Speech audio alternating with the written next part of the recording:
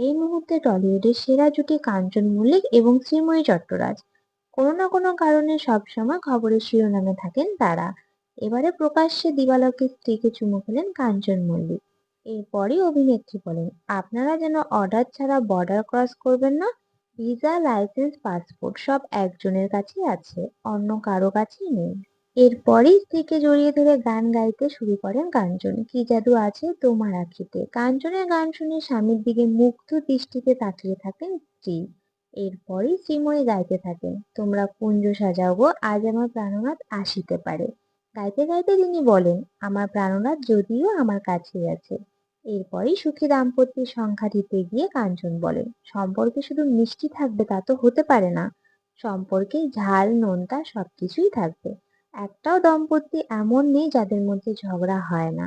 এমন যদি কোনো দম্পতি দেখাতে পারেন তাহলে আমি তাকে পুরস্কৃত করব।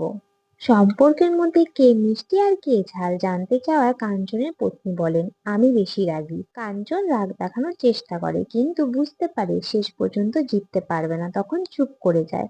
আমার ঝাঁজটা হচ্ছে শুকনো লঙ্কার মতন, কাঞ্চন কাঁচা লঙ্কা।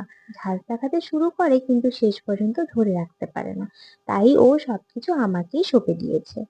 তো বন্ধুরা, এই নিয়ে তোমরা কি বলতে চাও কমেন্ট করে জানাও। ভিডিওটি ভালো লেগে থাকলে লাইক কমেন্ট করে শেয়ার করে দিও। আর আমার চ্যানেলে নতুন হয়ে থাকলে চ্যানেলটি সাবস্ক্রাইব করে দিও।